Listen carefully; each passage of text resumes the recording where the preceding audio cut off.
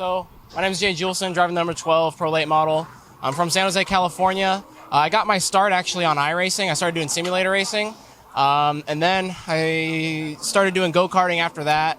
But I always wanted to do the stock car stuff. The open wheel and the road course stuff wasn't my thing. So then we got together with a team at Madeira, and we started renting from them. Then after some time, we bought our own car, and here we are today, still working at it. I want to ask you about the sim racing aspect. I actually just tried iRacing for the first time last week, and it is not easy. It is, like, for all the race fans out there who think, oh, I could easily just strap behind the wheel and, click off lap times. No way, no how. How did iRacing take you from, just kind of that entry level to here behind the wheel of the race car?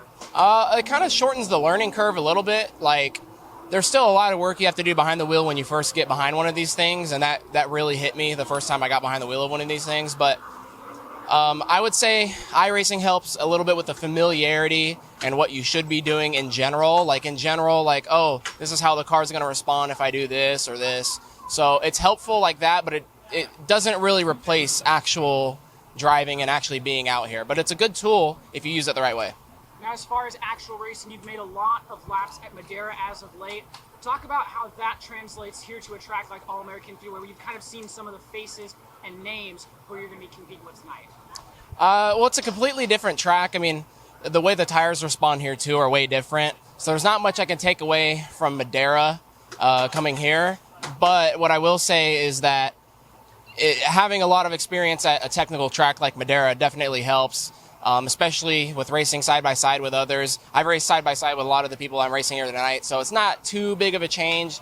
I'm still getting a little comfortable with the racetrack. It's been 5 years, actually, since I've been out here. So it's my first time back here in 5 years. So it's coming back to me. Still got a little learning to do to get as consistent as I am at Madeira. But I'm sure come race time, I'll settle in there and just start clicking off laps just like that. Now, a lot of drivers, they have the goal to climb that ladder, to climb up to the next level of motorsports, but you're kind of going a different direction potentially with flight simulation. Tell the race fans at home how you got into that and what your dream career would be. So my dream is to fly planes on the weekdays and race cars on the weekends. You got to pay for racing somehow, so I think being a commercial airline pilot is a good way to do that. Because to me, being a pilot and being paid to fly planes doesn't really feel like a job to me because it's something I enjoy.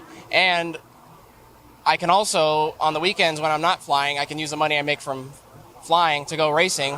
So that's my dream. The flight simulator stuff is also really, really helpful too, and that's how I'm getting my start in flying. But yeah, the dream is just, I like the type of racing I'm doing now. I want to do super lates one day, but I'm not too much into the NASCAR Cup stuff, Xfinity stuff. I really like this style of racing, late models and stuff. So yeah, the dream is just to fly planes on the weekdays, race cars on the weekends. And who would you like to thank today? I'd like to thank my parents. They're the only reasons I'm out here today. They do a lot of hard work for me to be able to do this. And I got to give a big thanks to HGC Motorsports. They do a lot of good hard work on this race car, getting it fast for me, and they really leave it up to me to win these races. So it's going to be up to me tonight. Got a good race car. They work really hard, and I'm really proud of them.